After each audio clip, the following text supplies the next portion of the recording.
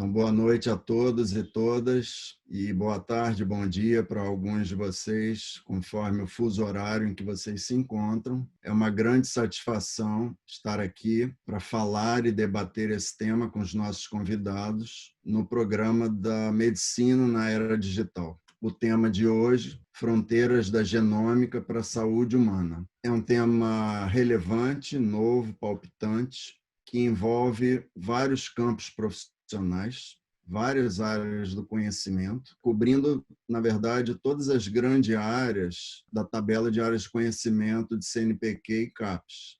As ciências da vida, as ciências da terra e ciências exatas, as ciências sociais e humanas. É um tema que atravessa todas essas áreas e, mais especificamente, eu vou citar algumas, a área da saúde, obviamente, e envolvendo todas as sub-áreas da área de saúde, a biologia, porque é um tema da biologia molecular, que nasce pela biologia molecular e que afeta outras sub-áreas do próprio campo da biologia, a área das ciências agrárias, das ciências ambientais, das engenharias, da tecnologia de informação, em várias áreas, inclusive na tecnologia da informação, Big Data, inteligência artificial, internet das coisas, realidade aumentada, a ciência da informação nas dimensões humanas, sociais,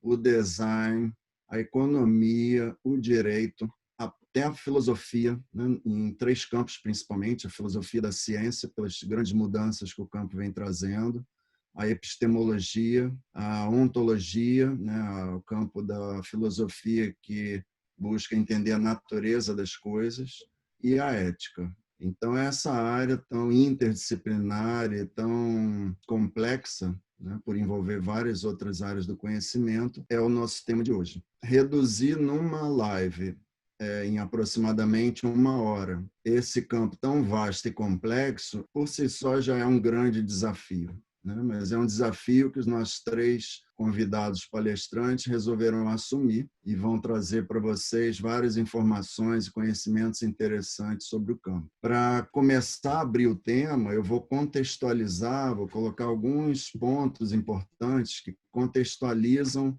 todo esse campo, né, e a complexidade do campo. Então, vou começar com algumas informações de natureza quantitativa e depois outras informações de natureza qualitativa. O primeiro ponto quantitativo é que a escala de grandeza, ou as escalas de grandeza dessa área da genômica, os números, né, que estão presentes, são sempre impressionantes. São sempre números com muitos zeros, né? Números realmente grandes. Vou destacar principalmente 4. Na história da ciência e da tecnologia, o avanço mais formidável, considerado o caso mais formidável de queda de custo na história do progresso tecnológico da humanidade, diz respeito aos circuitos semicondutores, que propicia toda essa tecnologia que nós estamos usando aqui de várias maneiras. É impressionante ao longo do tempo a queda de custo que os semicondutores foram tendo, propiciando o acesso a muitas pessoas. A genômica ultrapassa muito a queda de custo que aconteceu na área dos semicondutores. Em 1 década, para vocês terem uma breve noção, o custo reduziu mais de 100 mil vezes, numa só década, e continua reduzindo. Então, é impressionante algo em um conjunto de 10 anos, reduziu seu custo 100 mil vezes, desde o início. Outro ponto que é importante destacar, assim, quantitativamente, é que o sequenciamento, o estudo dos genes e do genoma inclui 6 bilhões de unidades moleculares, que são as bases do DNA, em torno de 6 bilhões. Então, por si só, o volume das unidades para serem estudadas já é impressionante. Se nós considerarmos que nós temos no nosso corpo humano, isso varia um pouco de acordo com as estimativas dos cientistas, mas em torno de 30 a 37 trilhões de células, e cada célula tem o DNA, isso leva a uma quantidade equivalente a 10 elevado a 21, Ou seja, é impressionante a quantidade de informação presente no DNA num corpo humano, exclusivamente. Se nós levarmos em conta também que o DNA não é exatamente igual em todas as células, né? Tem variantes a partir de uma base comum, de um genoma comum, e nós temos mais de 200 tipos de células, tecidos, no corpo humano. Se nós multiplicarmos 200 por esses trilhões de células, o número vai à casa dos 7 trilhões, 10 elevado a 24. Então, é esse campo que está sendo estudado pela área da genômica. E se nós levarmos ainda em consideração a diversidade dos seres humanos, que atualmente está na casa de um pouco mais de 7 bilhões de seres humanos, em que cada um tem a sua individualidade, o número se multiplica ainda mais. Então, só esses números já são um imenso desafio para a área da ciência. Algo que nós vamos ver logo em seguida é que esses 6 bilhões de unidades moleculares que estão presentes no DNA, né, à medida que foram sendo estudadas, foram se descobrindo coisas inesperadas. Uma delas é que, de todos esses genes, apenas uma parcela muito pequena, que é estimada em torno de 1,5%, 1,5%, são genes que, de fato, codificam proteínas, que produzem proteínas, dizendo assim, né? Todos nós temos conhecimento básico da biologia, nós temos o DNA,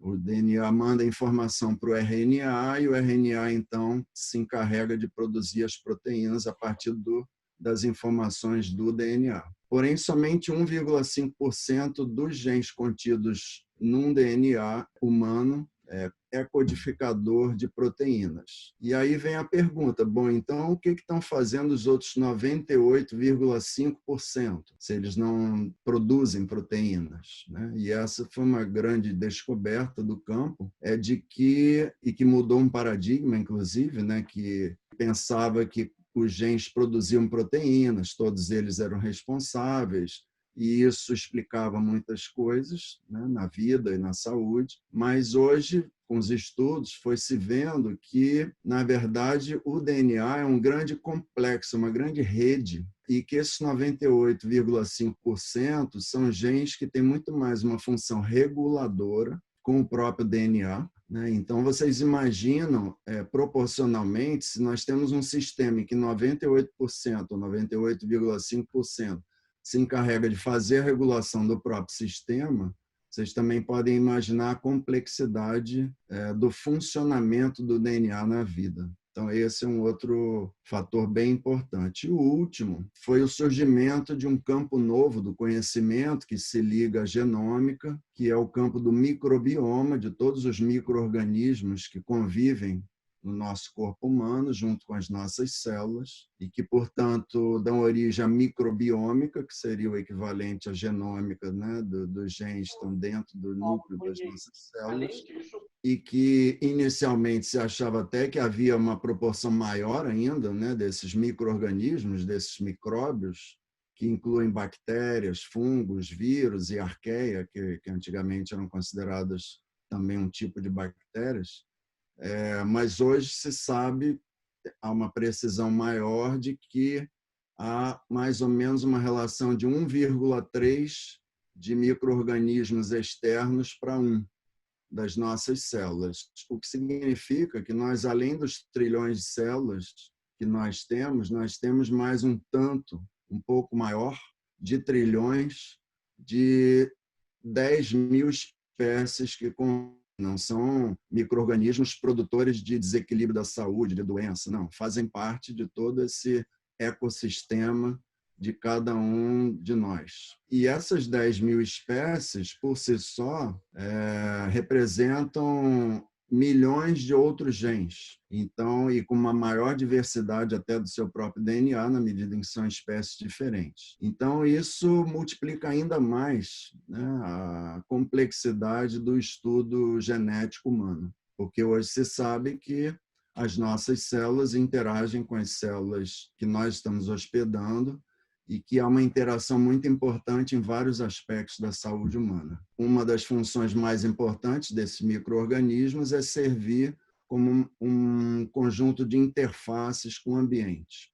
Um exemplo clássico são as bactérias do intestino, da saliva, mas há vários outros, na própria pele. E isso vem sendo cada vez mais estudado na saúde humana. Então, essas são algumas informações de natureza quantitativa que ajudam a contextualizar esse campo, sua natureza, sua complexidade. Algumas informações qualitativas importantes, ligadas aos significados que o campo foi adquirindo ao longo do tempo, ao longo dos estudos. Um ponto, primeiro, muito importante é que se trata de um campo muito recente na ciência, no desenvolvimento da ciência humana. Claro que já eram feitos estudos há algumas décadas no campo da biologia molecular, mas há um marco científico muito importante no ponto de vista histórico, que foi o início do projeto do mapeamento do genoma humano, que começou há 30 anos exatamente.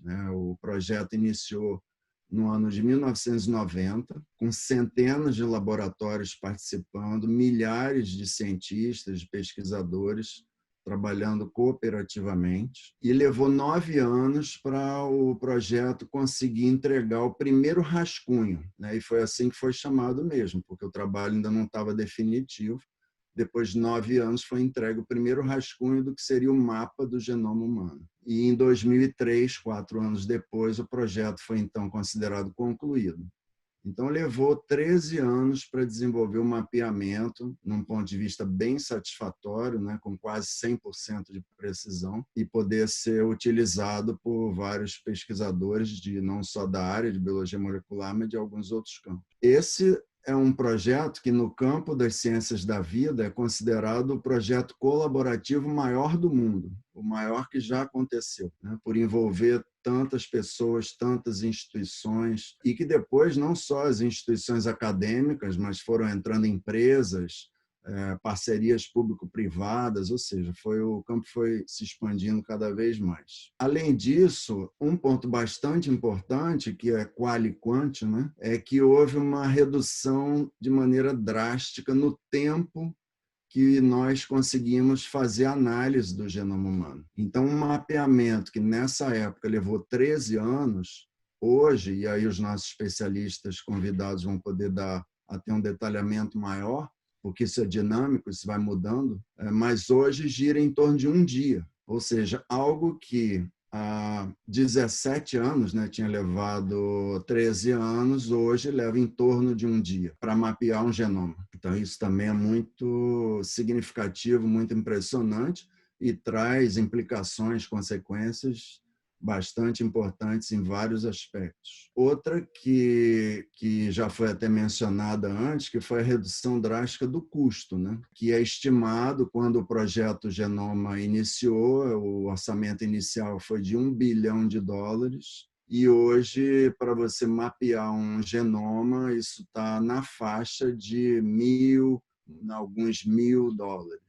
Então, é impressionante algo cair de 1 bilhão para 1.000, alguns mil, ou seja, o que torna hoje um mapeamento, um exame muito mais acessível às pessoas, às instituições públicas e privadas, e numa escala muito maior de pessoas, porque você leva muito menos tempo para analisar, você pode analisar mais genomas, muito mais. Um outro aspecto bastante importante é que existem diferentes abordagens para estudar o genoma. Claro que a gente não vai entrar agora nesse detalhe técnico, e que nos últimos anos essas diferentes abordagens vêm se complementando e se integrando.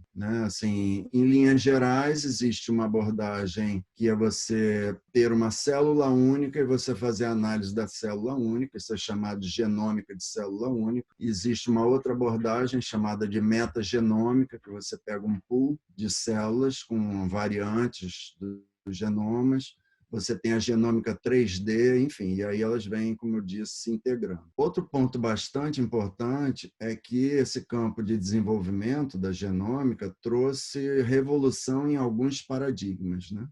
E eu vou citar somente dois. Há não muito tempo atrás, a ideia que nós tínhamos, e foi a ideia que nós aprendemos em termos de genética, é que havia uma relação bionívoca. Assim, tem um gene, ele vai ajudar a produzir uma proteína, né? Tem outro gene, ele vai ajudar, não era somente de um para um, de um gene para uma proteína, mas era assim, quase que um espelhamento em forma de proteína daquilo que está em forma de DNA anteriormente. Então, era uma visão quase bionívoca e monofuncional, né? Isso já foi falado, quer dizer, se achava que a totalidade daqueles genes participavam dessa transcrição proteica, dessa transcrição por RNA e da produção de proteínas, né? E hoje isso já se sabe que não é assim, que é bem mais complexo do que se achava anteriormente. Então mudou essa visão monofuncional e quase bionívoca para uma visão de interações de redes mais complexa. E um outro paradigma bastante importante, né, que vem modificando e tendo implicações em vários outros campos, que é o paradigma que surgiu da biologia sistêmica. Nós temos uma tradição nessa área, como em outras áreas da ciência, de ter uma abordagem reducionista dos problemas, né? Nós tentarmos reduzir ao máximo a nossa unidade de análise, nosso modelo de estudo. E hoje nós entendemos que não só toda a camada do genoma ela é uma complexa rede, como ela interage com várias outras camadas, que são também por si só outras redes de informação, né, de estruturas, de processos de informação. E isso vem sendo visto como um novo paradigma justamente por isso, né? Porque hoje, e a tendência é que daqui a algum tempo seja impossível, por exemplo, que um profissional da saúde pense de maneira reducionista nesse campo, em tudo que envolve esse campo, e tenha que pensar de uma maneira sistêmica, multiômica. Vou dar só alguns exemplos de algumas ômicas, que é um nome que passou a ser adotado por cada camada dessas, como a genômica como a genômica representa, que é o conjunto dos genes. Para vocês tentarem visualizar, vocês tentem imaginar assim um sanduíche de várias camadas, né? De mais de 10 camadas, que é mais ou menos onde estamos nesse momento. Então, nós temos a primeira camada, a camada básica, que é da genômica, propriamente dita, né? Do DNA, do código genético. Depois, nós temos uma outra camada, que é quando essas informações são transcritas por RNA, que é chamada de transcriptômica. Depois, isso vai produzir proteínas a partir disso. Então, nós temos uma outra camada complexa, que é a proteômica. Depois, o metabolismo não se reduz somente às proteínas, né? Tem várias outras substâncias, várias outras moléculas de outras naturezas, e isso, como se refere ao metabolismo humano, é chamado de metabolômica, que seria uma quarta camada. Além disso, hoje se sabe que o DNA não fica lá escondido totalmente, é uma intensa comunicação de entrada e saída, que vai até a superfície da pele, até a superfície da pele, a superfície das células, né, que seria a pele das células, a interação entre as células, a interação das células com o líquido que banha as células e assim sucessivamente, e isso é chamado de epigenômica. Epi quer dizer extremo, ponta, é a epigenômica. Tem uma outra camada que eu já citei, que é a microbiômica, dos vários organismos que convivem com as nossas células. Tem a fisionômica, que são as várias funções orgânicas, né, que vêm sendo cada vez mais agregadas por intermédio de sensores, de sinais biológicos no corpo, e de tecnologias, algumas delas que nós vestimos, né? Seja relógio digital, seja sensores cardíacos ou de temperatura de outra natureza. Tem uma outra área que é a anatômica, né? Potencializado pelas tecnologias de imagem. Depois tem uma outra área que são os sintomas, ampliados por sensores e aplicativos. E assim sucessivamente até nós chegarmos à chamada exposômica, com X, né? Que entra a nutrição, o ambiente, o estudo dos fármacos, das substâncias medicamentosas e até estudos de natureza de informação social. Então, é uma área realmente que deu origem a uma complexidade que transcende a própria área. E para nós finalizarmos essa contextualização, né, que logo no início eu disse que seria um grande desafio de resumir tudo isso, voltando principalmente ao campo da saúde, já que é o título do nosso webinário de hoje, na saúde, todas as esferas e todas as profissões estão sendo impactadas pelo desenvolvimento da genômica e em todas as atividades da área da saúde, diagnóstico, prognóstico, terapêutica, prevenção, promoção da saúde, e que desemboca em algo que vem sendo denominado, como alguns colaboradores e expositores de hoje vão apresentar com mais detalhes, a medicina da precisão, a medicina personalizada e a medicina de estilo de vida, no que se refere a como que as formas de viver, o ambiente, etc., influencia naquilo que os nossos genes vão se manifestar. Bom, espero não ter me alongado muito e gostaria, então, agora de convidar a professora Ana Beatriz Roboton Ferreira, que é bióloga.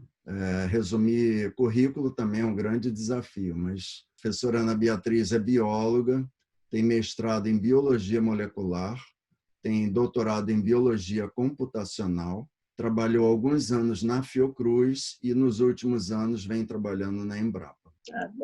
Bom, primeiro eu queria agradecer, Jorge e os outros organizadores pelo convite. Eu queria dizer que é um desafio vir falar da saúde de novo. Estou há tanto tempo na Embrapa agora, falando de agricultura, né? Então é prazeroso isso, poder voltar para minha casa, né? E dizer que é uma honra também estar aqui ao lado de pesquisadores tão conceituados como o João e a...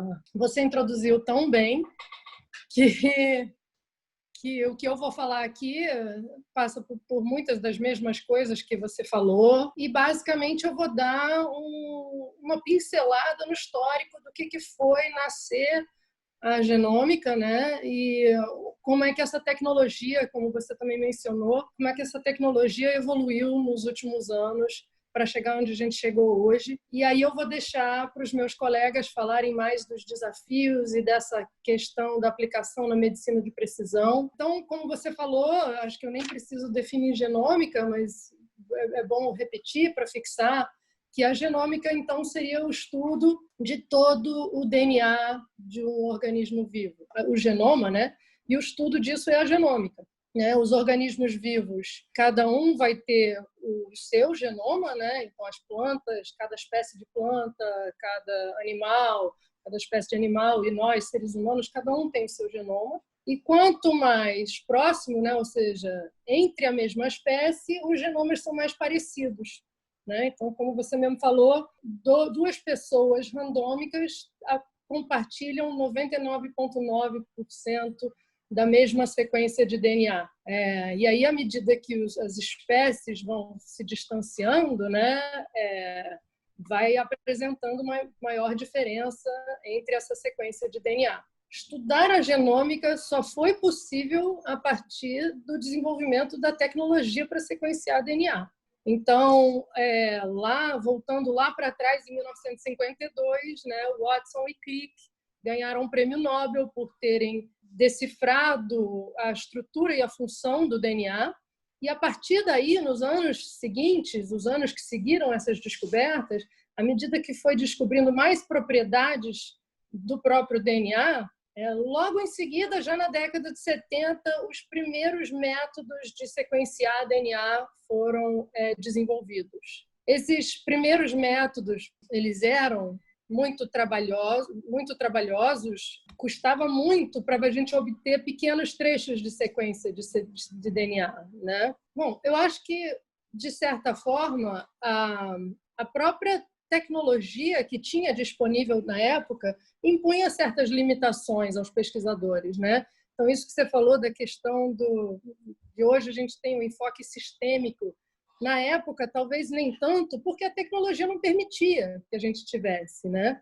Então, A gente não conseguia olhar muitos genes de uma vez, a gente conseguia olhar alguns genes, e por isso que a gente fala que, na época, na segunda metade do século XX, tinha um enfoque mais reducionista na ciência. Então, o que é um enfoque reducionista? É quando você tenta pegar um sistema como um todo e entender ele através de dissecar ele nas suas partes e estudar as suas partes isoladamente. E na genética não foi diferente.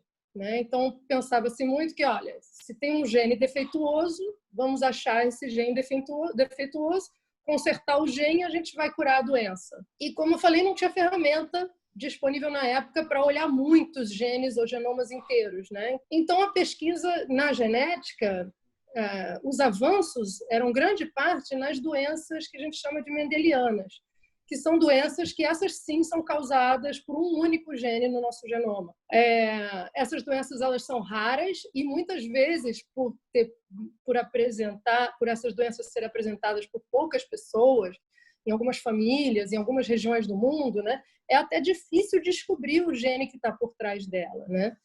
Eu vou trazer aqui o exemplo da doença de Huntington, que a doença de Huntington é uma doença neurodegenerativa fatal, bastante grave, que acomete famílias, também está presente em alguns locais no mundo, e demorou 14 anos de pesquisa para identificar o gene que causa Huntington, a alteração no gene que causa Huntington. E como essa, existem várias outras. Hoje, o NIH estima que tem aproximadamente 7.000 doenças causadas por um único gene, e dessas, até hoje, a gente não conseguiu identificar nem metade dos genes causadores dessas doenças. O que acontece? E por outro lado, então essas são as doenças monogênicas, e por outro lado tem a maioria das doenças, as doenças que acometem a maior parte da população e que mais matam não são doenças monogênicas, elas são doenças ditas complexas, que elas não são causadas por um único gene, elas são causadas por múltiplos genes e também tem um fator ambiental bastante grande. Então, o tempo foi passando e percebeu-se que não bastaria enfrentar os problemas da saúde um gene por vez. Já é difícil encontrar os genes responsáveis por doenças monogênicas, quiçá estudar as doenças complexas por esse enfoque. E foi aí que começou, em meados da década de 80, a nascer a ideia de vamos sequenciar um genoma inteiro, principalmente o genoma humano, porque a gente está falando aqui da saúde.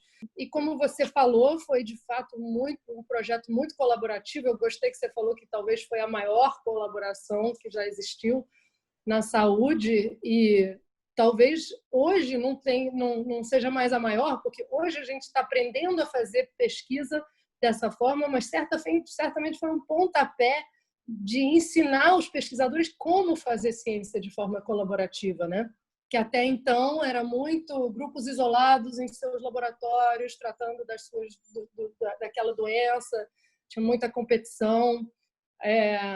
Inclusive, eu acho que, se você pensar nas grandes descobertas da ciência geral, anterior a isso, então, a corrida para a Lua, a bomba atômica, era sempre uma corrida entre os países, quem chega lá primeiro, E agora não, se a gente não compartilhasse os dados, compartilhasse as informações, a gente não ia conseguir avançar no decifrar desse genoma humano. Então, realmente foi bacana você levantar essa questão da colaboração, que eu acho que foi o projeto que ensinou a gente a colaborar hoje. Não vou repetir, mas vou repetir, mas você falou que ele envolveu público, privado, empresas, foi liderado pelo NIH, mas envolveu gente no mundo inteiro. E com a tecnologia que tinha na época, a gente chama essa tecnologia, eu vou compartilhar minha tela aqui, a gente chama essa tecnologia de primeira geração. Então, com a tecnologia que tinha naquela época, a gente sequenciava fragmentos, a gente conseguia sequenciar até 96 amostras por vez, mais ou menos, e os fragmentos de cada amostra, a gente conseguia uma sequência de até 1.000 pares de base. O que aconteceu logo após finalizar o projeto, como você falou, ele demorou 13 anos, ele custou bilhões de dólares, quase 3 bilhões de dólares, né? Demorou 13 anos. E depois, assim que ele terminou, também houve um avanço muito grande em tecnologia, né? Então, foram disponibilizadas no mercado já em, se eu não me engano, 2004, os primeiros sequenciadores de segunda geração. Tá? Esses sequenciadores de segunda geração, todos eles trouxeram inovações disruptivas, né? Cada uma é muito diferente uma da outra, elas são muito interessantes, não vem ao caso aqui a gente trazer todos os detalhes técnicos, mas são realmente muito inovadoras. E o que elas têm em comum, essas de segunda geração, é que, enquanto antes a gente sequenciava 96 por vez, agora a gente consegue fazer processamento paralelo massivo, né? Então, a gente consegue sequenciar milhares de fragmentos ao mesmo tempo, né? Esses fragmentos, como dá para ver aqui nessa figura, são menores do que os fragmentos gerados na primeira geração, mas isso era mais do que compensado por esse sequenciamento em paralelo, né, de muitas sequências por vez, né?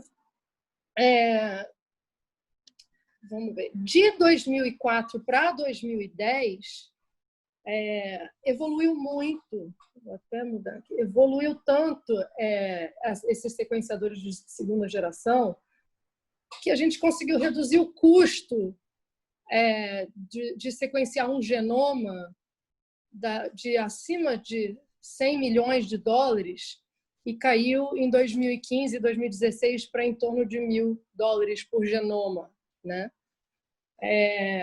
Ali nesse gráfico tem uma linha azul que se chama Lei de Moore, né? A Lei de Moore é uma lei que se usa muito na computação, onde fala que os microchips dos computadores eles evoluem, eles dobram na sua capacidade mais ou menos a cada 2 anos, tá? Que era como se fosse um padrão para a evolução tecnológica na época, né? E você vê que os sequenciadores eles dobravam na sua capacidade a cada 5 meses. Então, foi um avanço muito rápido, realmente, de tecnologia nesse período.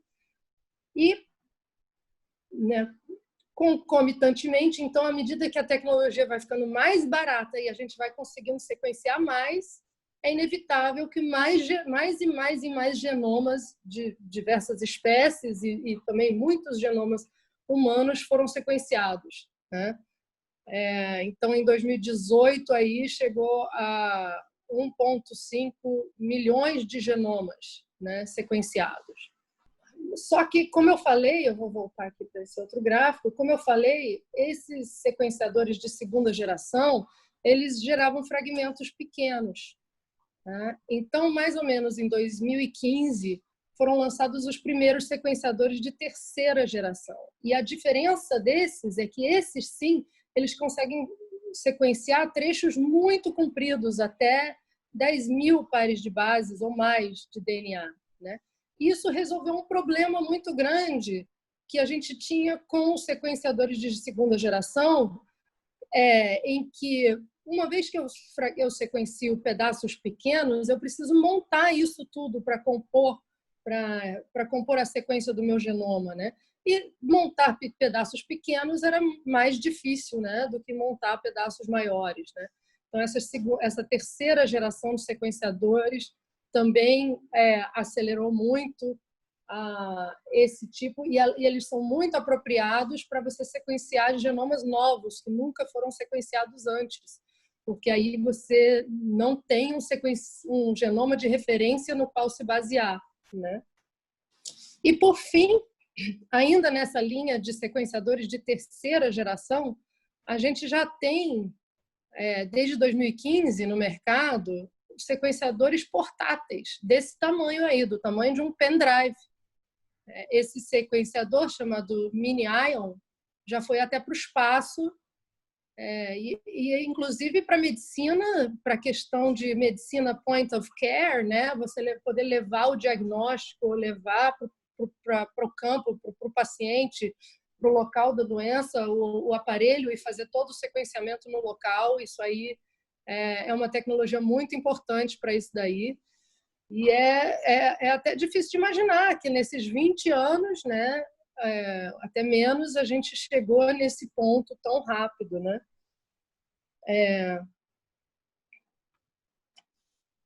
Então é isso que que eu vou apresentar para vocês hoje aqui. Eu vou deixar, como eu falei, para os meus colegas falarem mais da questão da medicina de precisão. E se tiverem qualquer dúvida, é isso aí. Obrigado.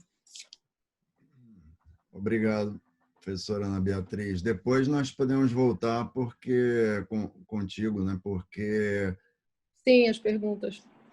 E também para saber assim como é estar na área das ciências agrárias agora que impacta sim. tanto a saúde humana, né?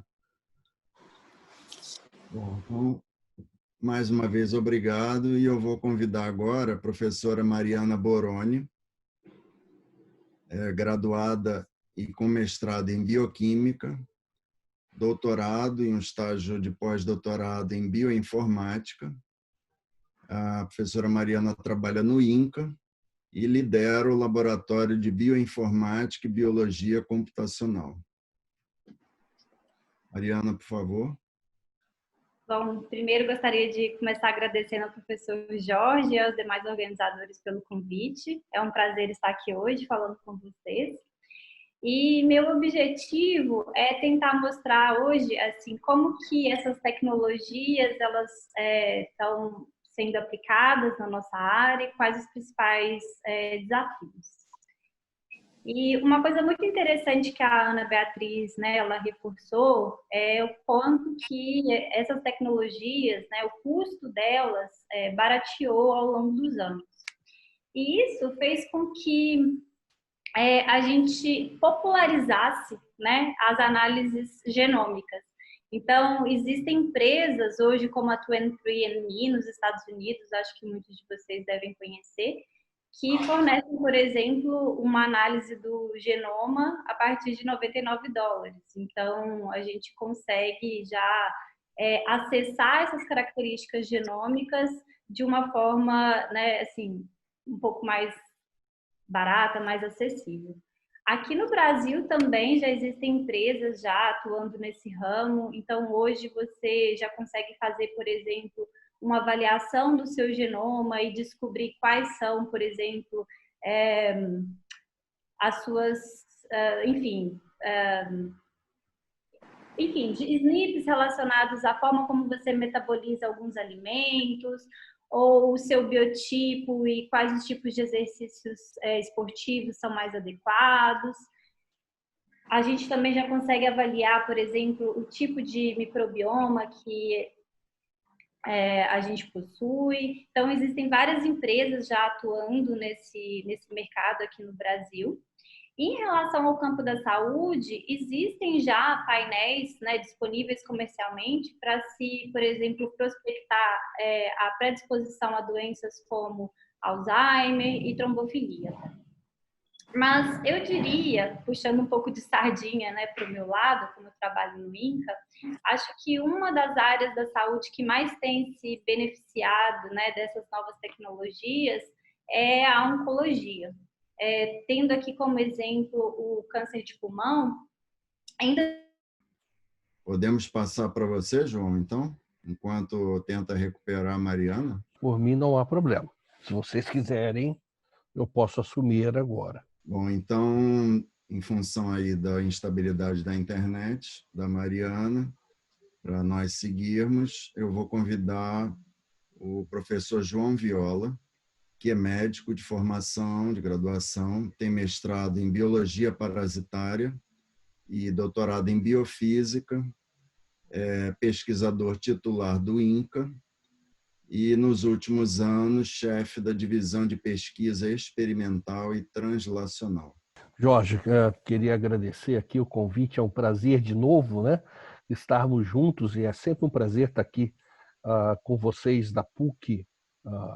Infelizmente, né, a gente não pode fazer presencialmente, que é sempre um prazer rever aí, vocês já considero como amigos, né, por vários eventos que nós fizemos em conjunto, E é um prazer aqui, enorme estar aqui conversando com vocês.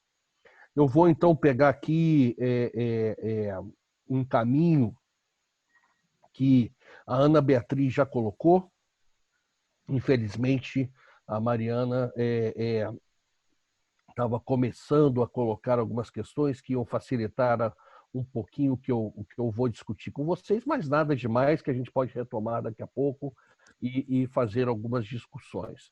Eu acho que as duas explanações, a introdução do Jorge, sim, foi fantástica e colocou muito bem o cenário da genômica atual, não só no contexto médico, que é extremamente importante, mas no contexto de várias profissões que hoje não vão conseguir funcionar sem as ômicas, que eu diria, né, como um todo, né? Não só a genômica, mas quase todas as ômicas hoje, nas suas diversas camadas, que o Jorge muito bem colocou, vem tomando uma importância fundamental na nossa atuação. E é claro que eu vou trazer um pouquinho aqui para a área médica, para discutir com vocês, mas muito aberto aqui para a gente discutir em quase todas as áreas, que eu acho que é importantíssima. Ana Beatriz já colocou aqui a questão, já colocou, não, colocou vários pontos importantes na evolução dessa tecnologia, né?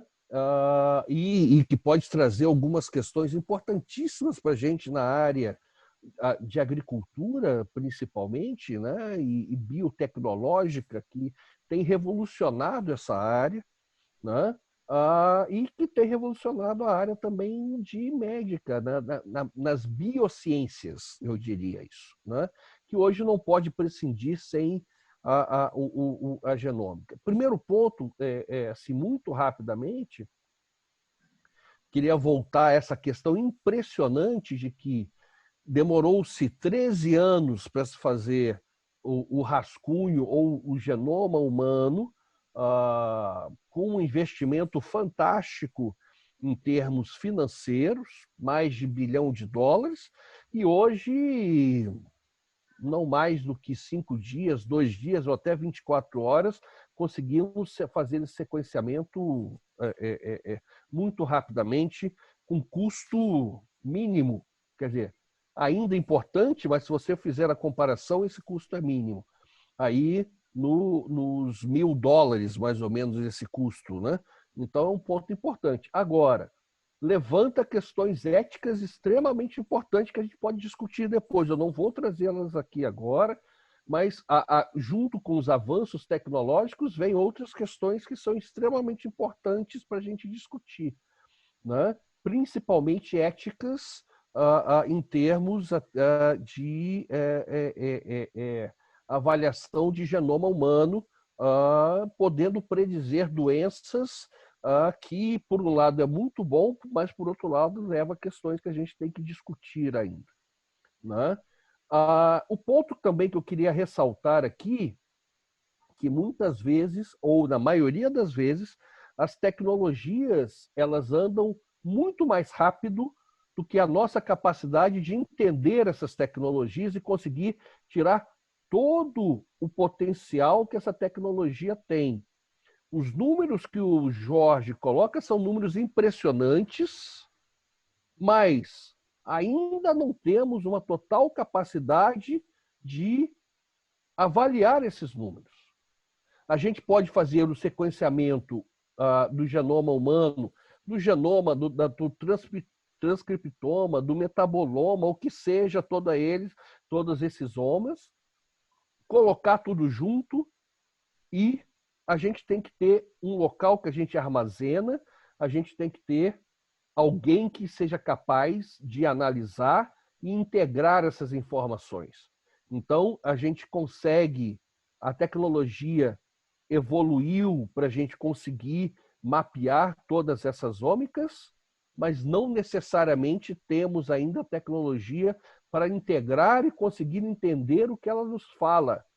E isso eu ainda acho que vai demorar um pouco. E aí a bioinformática vem junto disso, que é fundamental, né? Você ter a bioinformática associada, onde os bioinformatas, com toda essa questão hoje de Big Data que nós colocamos, vai ter que saber armazenar, vai ter que saber analisar e vai ter que saber interpretar esses resultados. Muito difícil.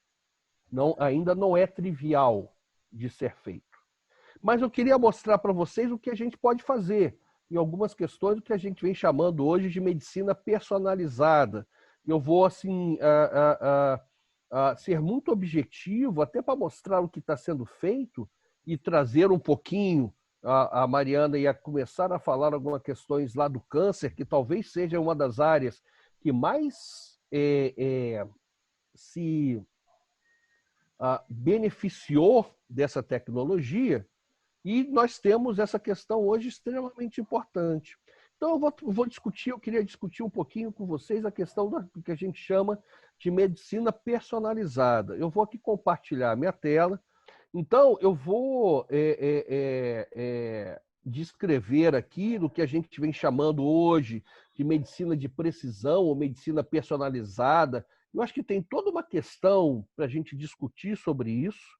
Eu queria muito discutir isso com vocês, mas eu posso definir aqui para vocês. Quer dizer, medicina que usa a informação sobre genes, proteínas, ambiente, a gente pode ampliar isso para todas as ômicas, para prevenir, diagnosticar e tratar doenças. Aqui eu estou trazendo para vocês uma definição do NCI de 2011, né? Principalmente que foi muito voltado para câncer. Então, nós temos toda essa medicina de precisão, que nós temos todas essas azômicas, e nós temos azômicas hoje que podemos utilizar para benefício do paciente, né?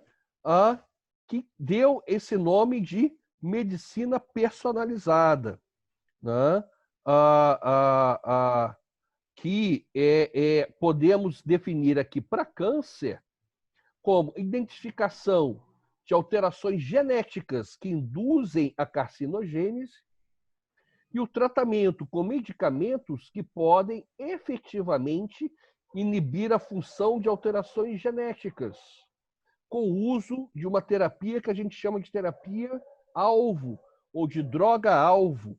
A gente consegue hoje, em algumas situações, eu vou dar alguns exemplos para vocês, de identificar alterações genéticas associadas a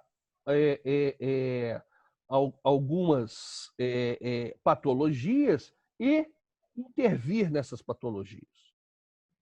Definição atual dessa medicina de precisão: uso de agentes terapêuticos direcionados a qualquer anormalidade biológica associada à carcinogênese, incluindo a imunoterapia. A imunoterapia também está entrando aqui, a gente pode discutir isso daqui a pouquinho. Então, essa é a medicina de precisão. O que a gente chama de medicina de precisão? É aquela medicina onde muitos, em algumas situações, chamam de medicina individualizada, né? Onde você individualiza o problema do paciente e vê e tenta ou vai interferir exatamente aonde aquele problema você conseguiu identificar. E isso aqui eu vou mostrar para vocês é que cresceu muito com o chamado NGS, ou Next Generation Sequencing, que a Ana Beatriz já mostrou para vocês. Basicamente, se a gente consegue sequenciar genes de uma população, e essa população ela pode ter uma patologia qualquer, né? Então vamos pensar aqui que nós temos essa população aqui. Cada indivíduo individualizado, né? E vamos pensar que cada um desses indivíduos que representam aqui cores diferentes, eles têm uma individualização e podem ter, são pacientes que a gente consegue detectar biomarcadores específicos para aquela doença. Então, se esses biomarcadores estão disponíveis, e agora a gente tem que ter a consciência de que a busca de biomarcadores é fundamental. A gente tem que conhecer esses biomarcadores para doenças. Vamos trazer hoje aqui para o contexto atual, que é o contexto do Covid-19, por exemplo. Né? A gente sabe muito pouco sobre o Covid-19, muito pouco. Temos 6 meses aqui de uma infecção que nós ainda estamos tentando entender. Sabemos que um percentual de indivíduos infectados vão ser assintomáticos, um percentual desses indivíduos infectados vão fazer doença branda, e um percentual de indivíduos infectados vão fazer doença grave e, eventualmente, evoluir para óbito. O que é a grande procura atual? A grande procura atual é saber quais sintomas podemos identificar biomarcadores que predispõem ou que a gente antecipe que esses indivíduos vão ficar graves e, eventualmente, vão evoluir para o óbito para tentar intervir mais cedo. Então, antes da gente fazer um sequenciamento, que a gente pode fazer, a gente tem que entender se essas doenças têm biomarcadores importantes, biomarcadores de diagnóstico, biomarcadores de gravidade, biomarcadores de evolução, biomarcadores de tratamento. Então, essa pesquisa é intensa para a gente ter que entender. Então, conhecendo esses biomarcadores, nós podemos agora pegar e coletar amostras. Aqui eu estou falando do tumor, mas pode ser qualquer amostra de qualquer outra doença, desde que a gente esteja falando de um biomarcador qualquer. Pegar essas amostras, fazer o sequenciamento, e aí agora, até aí vamos. Fácil. Temos os dados, agora nós temos os resultados. E, junto com os resultados de sequenciamento, nós temos que integrar esses resultados com os exames completos do paciente. De novo, a medicina clássica não acaba com a medicina de precisão. A relação médico-paciente continua igual. Nós vamos ter simplesmente mais um dado para compor ao exame clínico, à história da doença e aos outros exames complementares que nós vamos colocar. Colocando agora tudo junto, precisamos fazer uma interpretação dos resultados. E aqui também é um outro grande problema. O que vamos interpretar? Quanto mais dados temos, mais capacidade de análise vamos precisar. Não é simplesmente sequenciar um genoma e olhar para alterações específicas que a gente vai conseguir determinar isso. Nós vamos ter que ter o genoma associado com uma interpretação do que significa aquelas alterações genéticas. Lembrando que podemos ter alterações genéticas que não têm repercussão alguma, né? Na fisiologia de uma célula qualquer ou de um tecido qualquer. Então, a gente precisa dessa interpretação. E uma vez que nós interpretarmos isso, nós vamos ter agora um tratamento mais específico para um determinado paciente, para um grupo de pacientes. Eu estou dizendo aqui que esse conjunto de pacientes que aqui eu estou mostrando em laranja, o tratamento para ele pode ser diferente desse conjunto de pacientes aqui que eu estou falando que ele está em verde. E, eventualmente, eles têm a mesma doença. E eu vou exemplificar agora com essa questão aqui. Um ponto importante. Mutação de câncer de pulmão.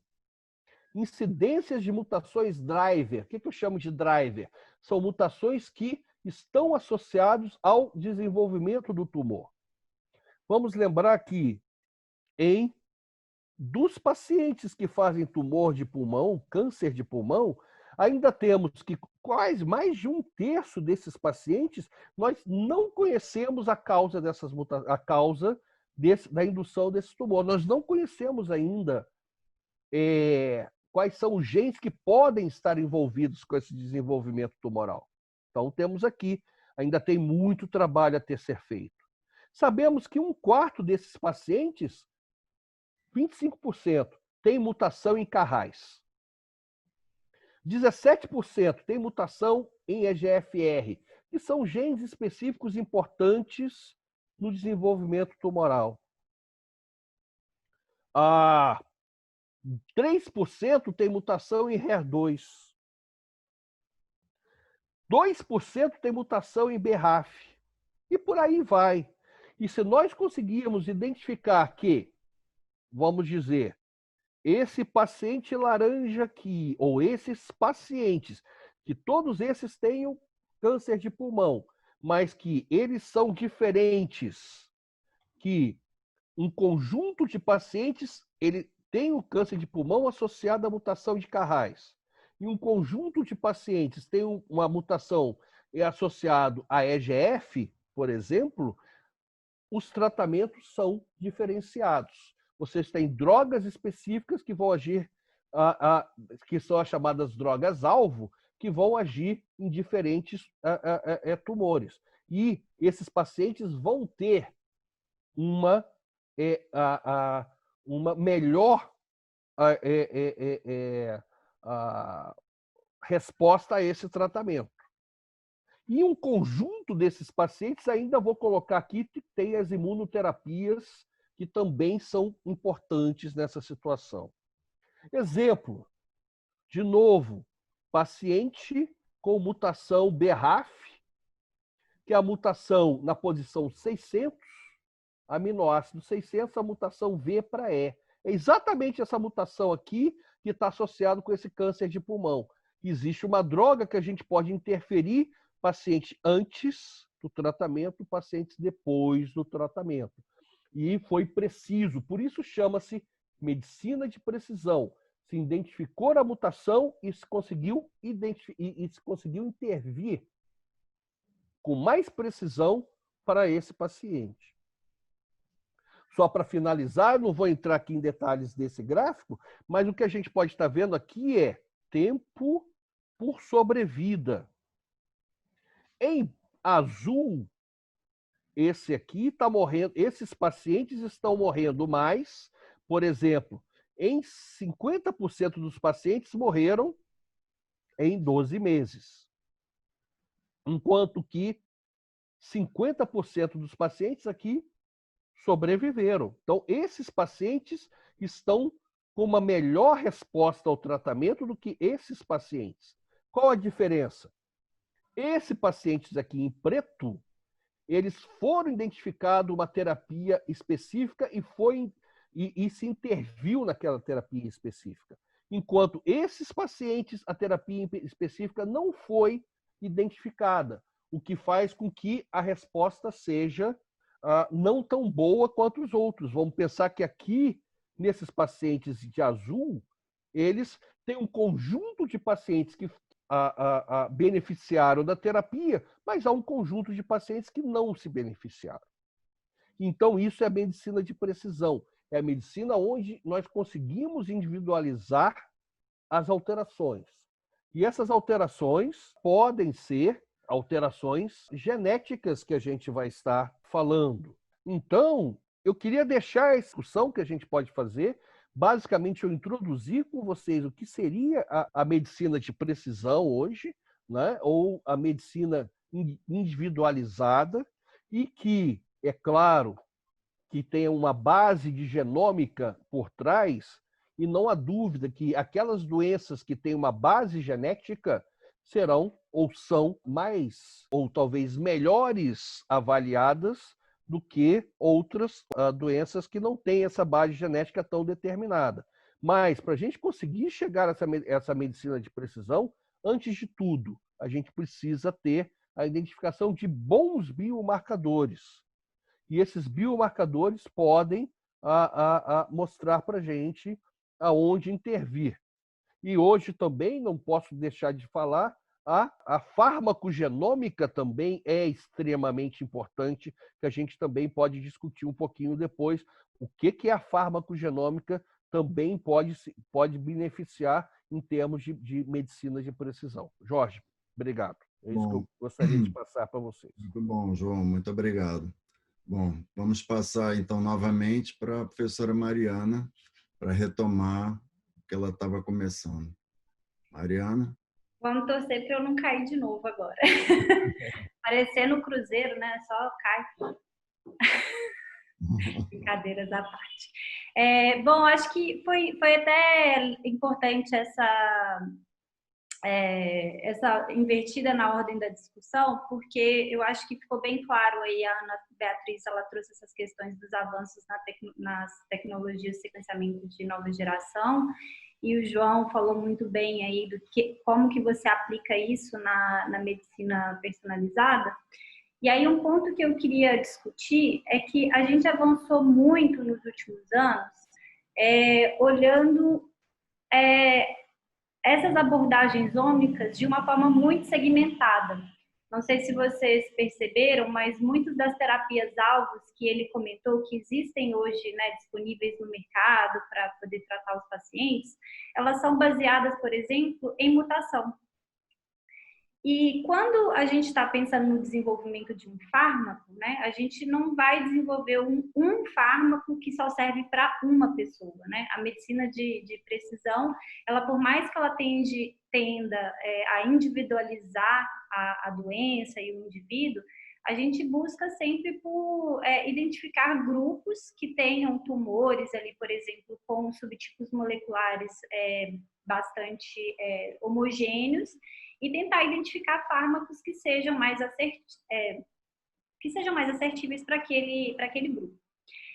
E do ponto de vista, assim, olhando só para uma ômica, é muito difícil da gente encontrar padrões moleculares que se repetem em grandes grupos. Então, ele mencionou algumas características, né, algumas mutações que elas estão muito bem representadas, como a mutação de BRAF, a B600E, que é presente nos tumores de melanoma, por exemplo. Mas se a gente for olhar, por exemplo, para tumor de mama, existe um grande número aí de pacientes, que são as pacientes que têm um tumor, por exemplo, do triplo negativo, que não tem nenhum dos 3 marcadores conhecidos, né, que é os receptores de estrógeno, progesterona ou HER2 positivo. Para esses tipos tumorais, a gente não tem ainda terapias-alvo. Então, acho que a gente está começando a caminhar para ter uma visão mais holística, mais sistêmica, né, da biologia tumoral e de outras doenças, principalmente quando a gente está falando de doenças complexas, né? Acho que a Ana Beatriz deixou isso muito claro, que muitos dos avanços que a gente teve foram para doenças mendelianas, quando a gente consegue detectar ali para uma doença, um gene sendo a causa daquela doença, mas para doenças extremamente complexas como câncer, eu acho que isso é cada vez mais um grande desafio. E a gente tem caminhado muito nesse sentido, então, que é tentar ter essa visão aí sistêmica da doença como um todo. E aí a gente começa, então, a falar sobre integração das diferentes ômicas, né? Eu acho que vocês podem imaginar o quão complexo isso é, porque em termos de dado, cada ômica por si só, ela já gera um conjunto muito grande de dados. Por exemplo, se a gente estiver analisando dados de genômica, a gente consegue identificar mutações de um paciente, a gente consegue identificar variação no número de cópias, variações estruturais. Se a gente estiver utilizando, por exemplo, dados de transcriptômica, a gente já começa a analisar dados de expressão gênica, de splicing diferencial. Então, cada ômica, ela por si só já gera uma quantidade muito grande de dados. E integrar tudo isso é um desafio muito, muito grande na área, né? Eu gosto muito de citar o projeto que foi feito, né, lá nos Estados Unidos, que é o The Cancer Genome Atlas, que é o TCGA, que foi um dos projetos pioneiros nesse sentido, né? Foi um grande projeto que eles fizeram lá, onde eles conseguiram gerar dados de diferentes ômicas de um mesmo paciente. E isso conseguiu contribuir muito para a área, para que a gente conseguisse agora fazer essa integração das diferentes ômicas. E, claro, isso trouxe um grande avanço no campo aí da ciência.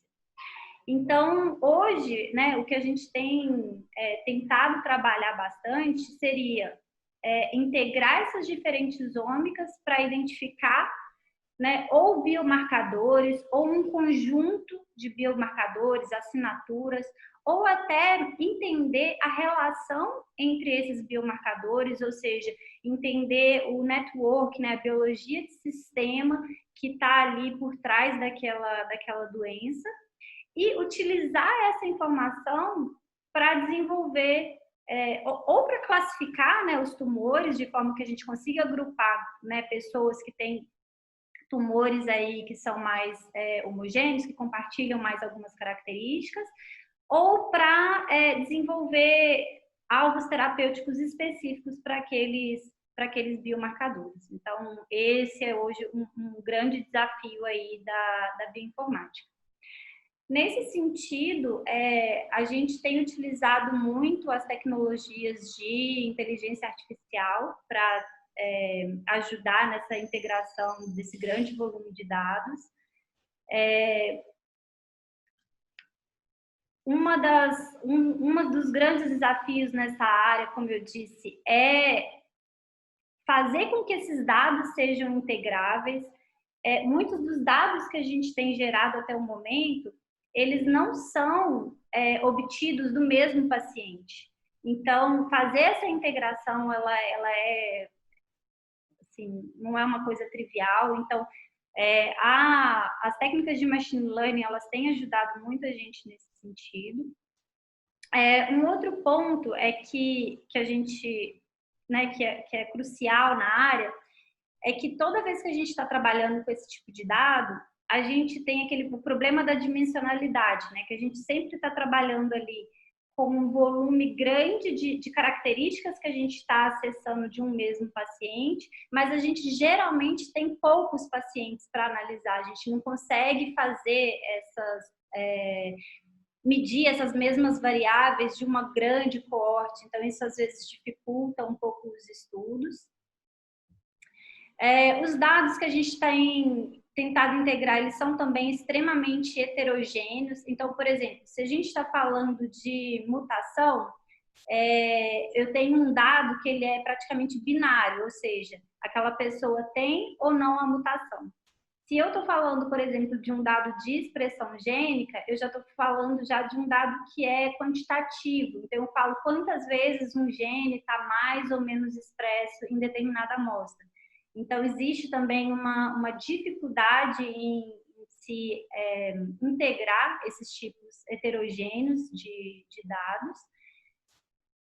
E acho que um outro ponto que é importante a gente falar aqui também é que a gente trabalha também com muitos dados faltantes. Essas tecnologias de sequenciamento, elas estão ali nos ajudando a aferir cada vez mais as características moleculares, né, das nossas amostras.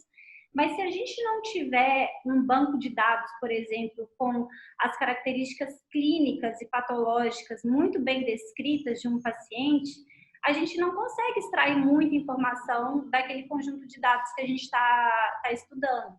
E muitas vezes esses bancos, né, eles não são muito bem alimentados, então a gente lida o tempo todo com dados faltantes, o que é muito complexo nessa nossa área. Bom, esses seriam os principais desafios do ponto de vista da bioinformática para a gente tentar identificar, enfim, esses marcadores e tentar fazer essa medicina personalizada. E eu não sei, Jorge, se você quer discutir alguma coisa, se a gente começa a falar sobre os desafios específicos da área. Mariana, obrigado. Eu acho que foi uma explanação muito boa, né? Entrou em alguns detalhes importantes para esclarecer. Acho que nós podemos fazer um mix, né, de algumas perguntas que já estão sendo direcionadas, lembrando a todos que coloquem suas perguntas aqui ao lado, né, no chat do Zoom. É o botão lá embaixo que fica na tela. E aí escrevam que nós vamos trazer essas perguntas para os nossos palestrantes. Uma pergunta primeiro que eu vou fazer para a Ana Beatriz, que eu já provoquei ela no início, é exatamente essa questão das ciências agrárias, da agronomia, né, da produção de alimentos, e como que isso também é uma área muito vinculada a esses estudos de genômica, né, e como que isso tem se relacionado com a saúde humana. Pronto, estão me ouvindo? Sim. Tá, né? Obrigada. Sim, com certeza, na agricultura, a genômica tem enorme aplicação e está diretamente ligada à saúde humana. Estima-se que até 2050 teremos 9 bilhões de pessoas no planeta e a gente tem que alimentar essas pessoas, né? E para isso, a gente vai ter que ter um aumento aí de pelo menos 60% a 70% na produção de alimentos atual. As técnicas tradicionais, que realmente já ajudaram muito a aumentar a produção de alimentos no mundo, né? Já ajudaram muito, mas não foram suficientes. E agora as técnicas ômicas elas entram nessa esfera com muita força.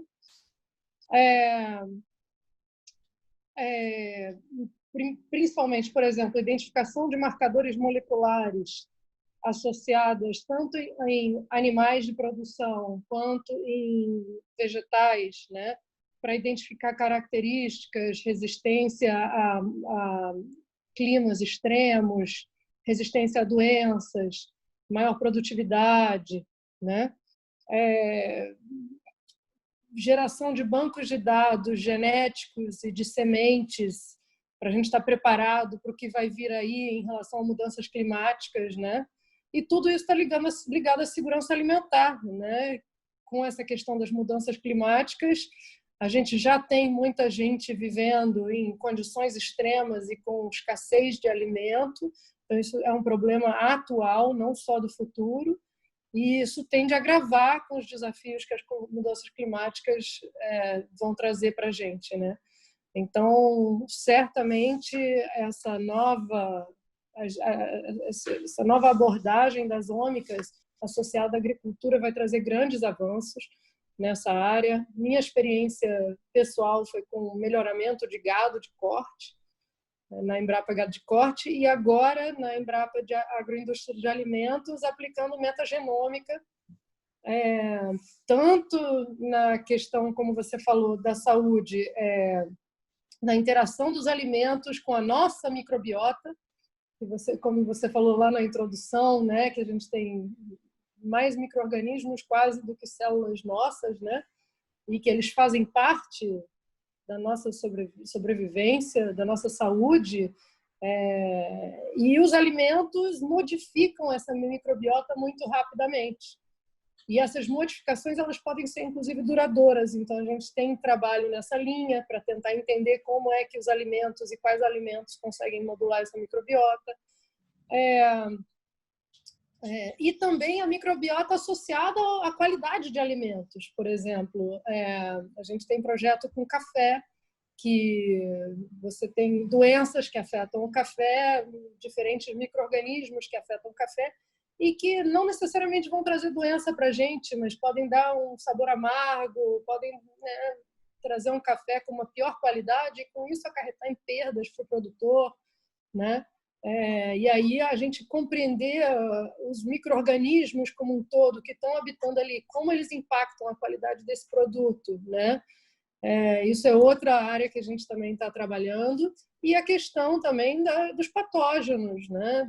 de identificar micro-organismos associados a alimentos e que talvez a gente até hoje não conseguiu cultivar e que podem ser causadores de doença também, né? E que não são detectáveis pelos métodos clássicos que a gente tem.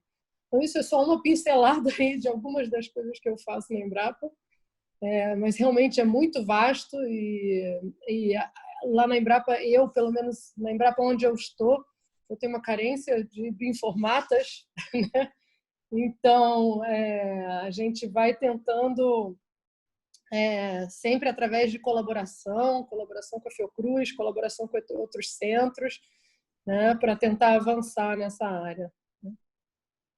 E todos esses pontos que você falou, além das questões da nutrição, né, e até do sabor dos alimentos, da influência positiva na microbiota ou até negativa, tem todas as implicações econômicas, né, e sociais. Exatamente. Gostaria agora de trazer a pergunta do Alfredo Martim. O Alfredo se refere à questão justamente da geração do volume grande de dados, né? Tanto de um lado, a partir das análises de genoma e outras camadas, né?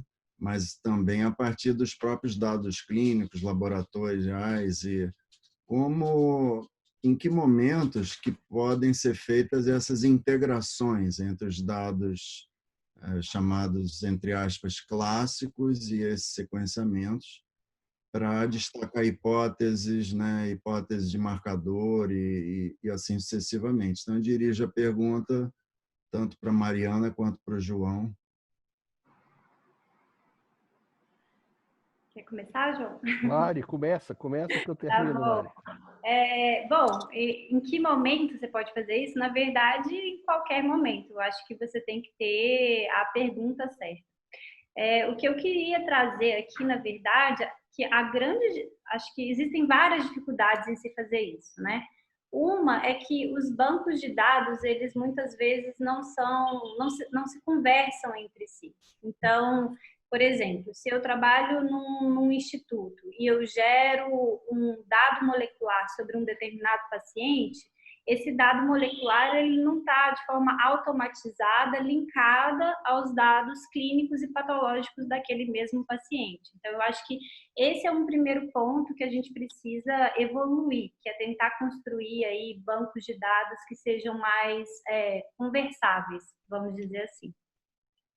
Acho que o segundo ponto, que é talvez um desafio na área, é esse que a Ana Beatriz mencionou, que é falta de pessoas, né, com treinamento para saber fazer essa integração e análise desse grande volume de dados. Só para chamar a atenção de novo, o Jorge já mencionou, mas só um genoma, se a gente sequenciar, a gente gasta mais ou menos em torno de 500 gigabases para salvar, né, esse genoma em disco. Tem uma estimativa que até 2025 a gente vai produzir assim, em torno de 2 a 40 exabytes, só falando aí de dados biológicos, dados genômicos. Exabyte, se eu não me engano, eu tenho uma cola aqui, 1000 elevado a 6. É um volume inimaginável de dados. É mais do que todo o dado que, por exemplo, as previsões meteorológicas produzem no mundo inteiro. Então, existe, né, esse grande volume de dados, você requer que uma pessoa tenha um treinamento especial para poder manusear e integrar esses diferentes tipos de dados. Existe também, acho que, o desafio aí computacional, mas eu acho que com a evolução aí, principalmente dos processamentos em nuvem, eu acho que isso tem ficado cada vez mais resolvido, vamos dizer assim. E quer me complementar, João? Claro, eu posso complementar, sim, com certeza. Acho que o ponto principal que a gente tem que entender é o seguinte: nós estamos numa virada tecnológica clara, né? É uma virada tecnológica de uma...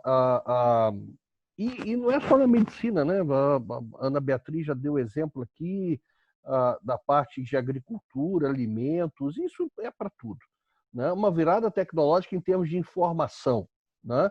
Hoje, eu costumo falar que guerras são feitas a partir de informação. Atualmente, ninguém mais quer conquistar um território A, B ou C. O que quer se conquistar é a informação que esse território tem. A partir do momento que você tem essas informações, você detém o poder de uma determinada coisa. E isso também vale para a ciência e para a biologia. Então, a grande questão é ter essas informações. Então, nessa virada tecnológica, nós temos um problema muito sério de pessoal, que a Ana Beatriz colocou, a Mariana também. A área de bioinformática hoje é uma área... Você não consegue pessoal. Assim, as pessoas se formam e são contratadas para... Né? É difícil, né, Mari, a gente conseguir pessoas, assim, todo o mundo inteiro está atrás dessas pessoas, né? Então é uma área extremamente importante, então a gente precisa de pessoas. E do outro lado, a gente precisa de tecnologia também. Aonde que a gente guarda essas informações que a Mariana falou? Aonde que a gente... Não é só guardar, é aquela coisa que você está em casa, né? Eu guardei alguma coisa num lugar que eu não sei onde achar. Então não adianta se você guardou. Você perdeu aquela informação, né? Então, se está naquela gavetinha que você não sabe onde colocou, esquece, porque perdeu. Então, não só aonde guardar, você tem que achar as informações. E a partir do momento que você acha as informações, você tem que analisar essas informações. É um problema, né? Isso. Junto disso, por essa virada de tecnologia, principalmente na área médica, é uma dificuldade muito grande você conseguir trazer as informações clínicas e fisiopatológicas para se associar com essas informações ômicas. É um desafio enorme isso, né? Para quem está acostumado a trabalhar em hospitais, prontuários médicos é uma dificuldade.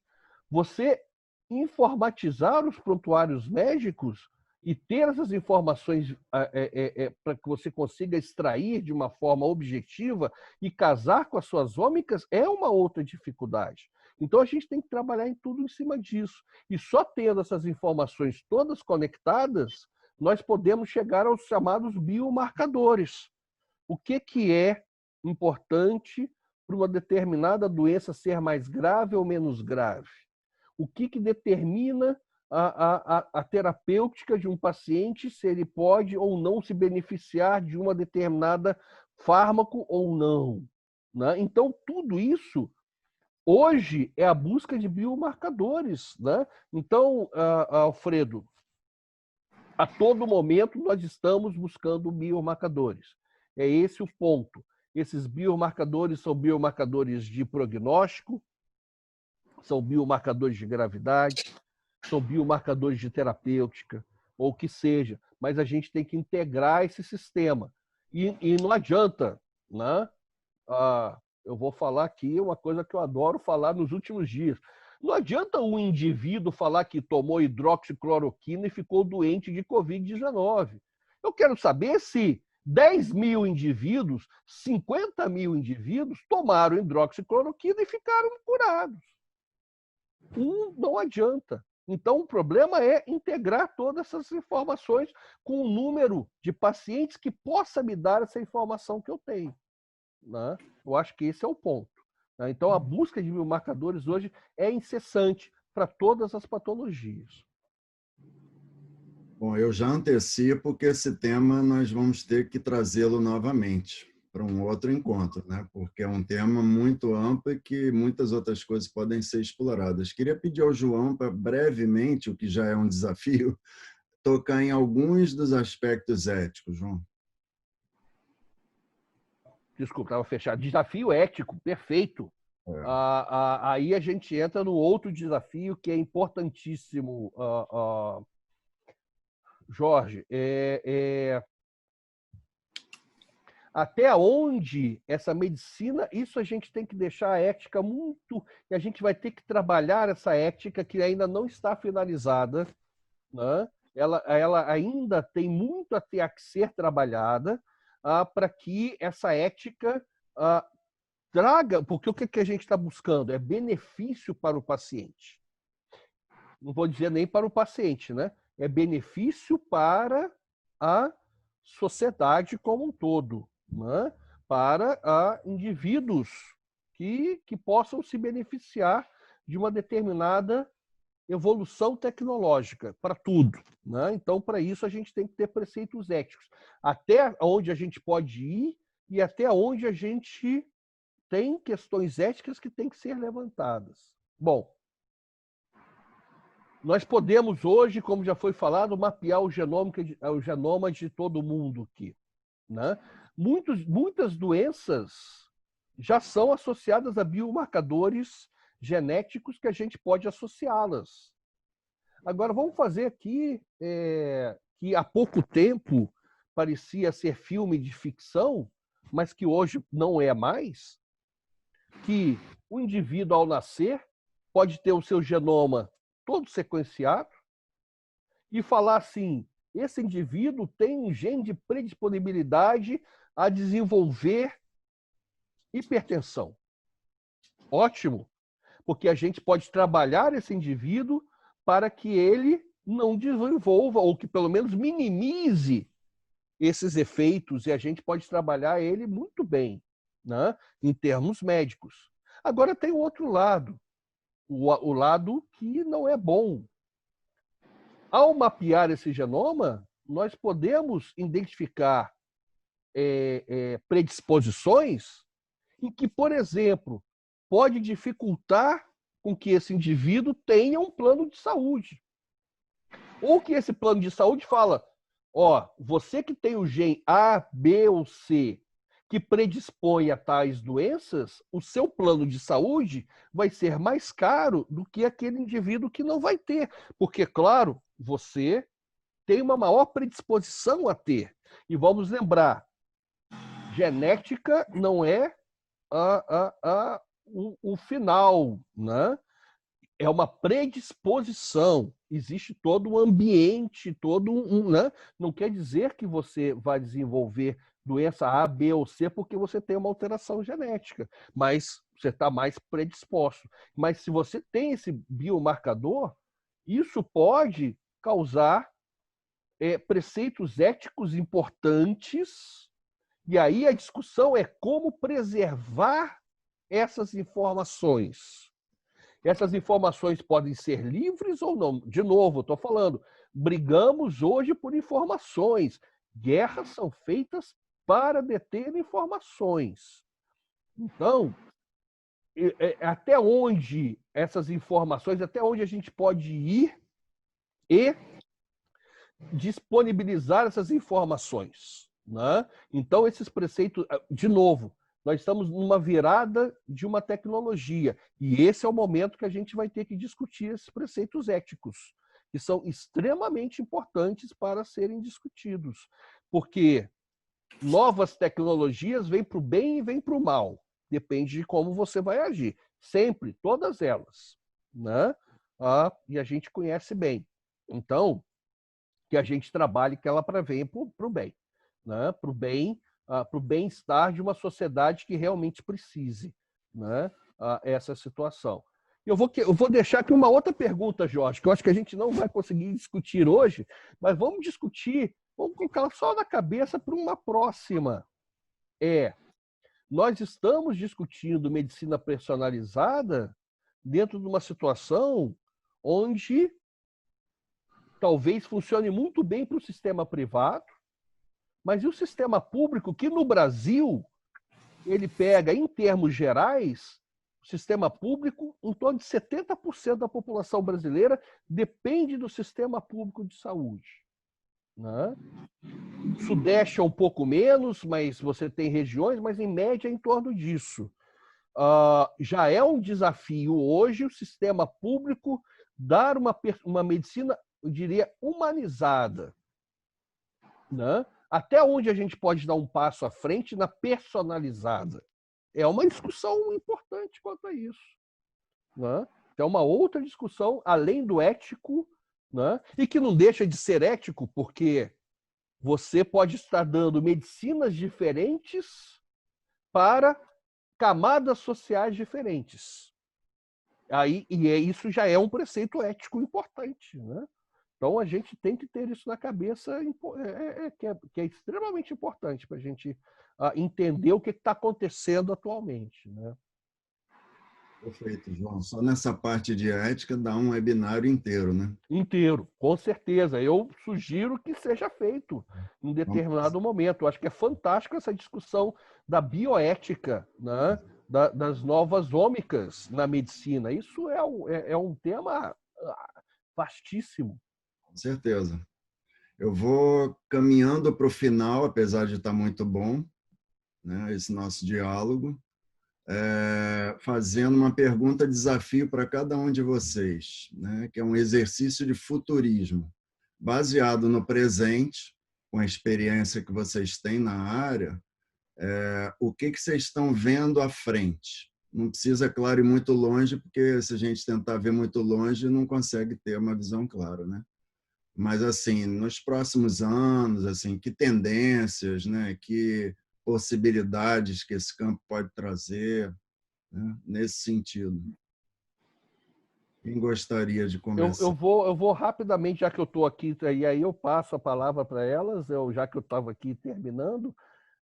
Jorge, eu acho que a quantidade, a rapidez da tecnologia e a incorporação dessa tecnologia é impressionante, né?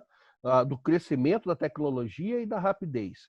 E eu acho que rapidamente vamos estar incorporando isso na prática médica. Tá? Sinceramente, 10, 15 anos, acho que vai ser um ato usual, como se pedir uma glicemia. Tá? E a gente está rapidamente. E aí tem a questão ética que a gente tem, porque ela vai ser muito rápida e vamos precisar de uma discussão ética importante em cima disso, mas vai ser muito rápido. 10, 15 anos. Para o pessoal que está na faculdade, quem estiver assistindo agora, o pessoal que está fazendo faculdade de medicina agora, vocês daqui a 10 anos, 5 de formados, vão estar usando isso no seu dia a dia. Eu acho que para todas as especialidades. E aí, já que você se referiu aos graduandos e até jovens pós-graduandos, isso traz um desafio da formação dos profissionais, né? Quer dizer, se já há poucos formatos, que dirá poucos a questão dos docentes para trazer isso para a realidade. Perfeito, Jorge, perfeito. E o que vai fazer com que os currículos médicos tenham que se adaptar quanto a isso rapidamente. Exatamente isso. Perfeito. Ana Beatriz e Mariane. Eu queria complementar. Eu acho que isso vai sim tornar uma realidade, mas não mais para a gente pesquisar sobre doenças. Eu acho que pesquisar sobre saúde. Eu acho que vai ter uma mudança aí grande de paradigma, que é a gente estar o tempo todo agora em busca da saúde. Porque esse tipo de tecnologia a gente, infelizmente, acessa quando está com algum problema hoje em dia, né? Eu acho que vai ter essa inversão. Muito bom. Tá me ouvindo? Tá. Eu vou puxar um pouco para o lado da questão da tecnologia em si.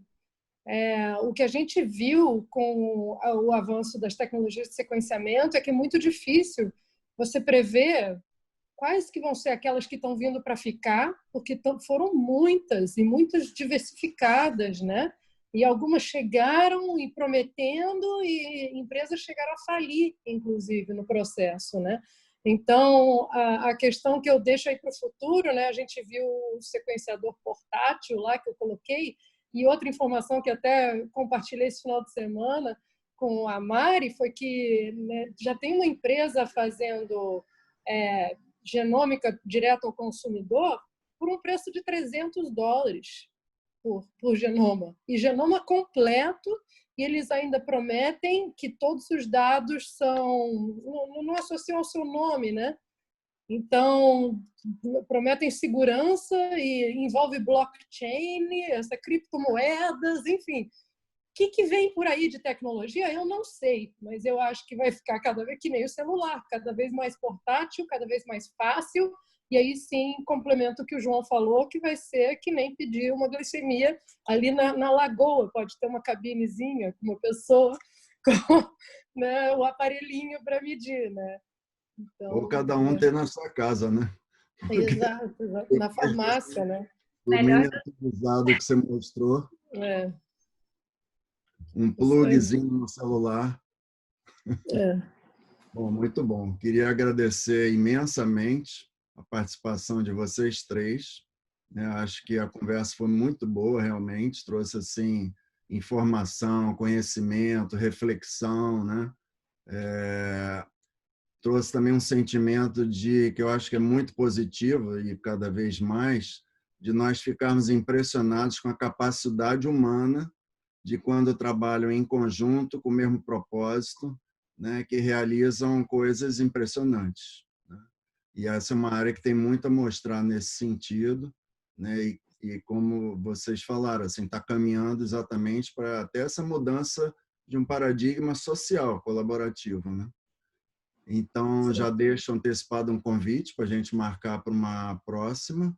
E para os participantes da audiência, eu gostaria de anunciar que daqui a 2 semanas, nessa série de webinários de Medicina na Era Digital, ou seja, dia 3 de agosto, né, uma segunda-feira novamente, às 19 horas, nós teremos um outro tema muito importante, muito interessante, que são as inovações na interface de nutrição com tecnologia. Nutrição, como vocês mesmos destacaram, é um tópico cada vez mais importante, né? E aí toda a interação com os avanços tecnológicos de informação e de outras tecnologias. Bom, então quero agradecer a todos e nós vamos finalizando então. Obrigado, Jorge. Obrigado, Ana Beatriz. Obrigado, Mariana. Obrigado a todos. Grande prazer estar aqui. Obrigado. Bom. Prazer também. Tchau, tchau. Tchau.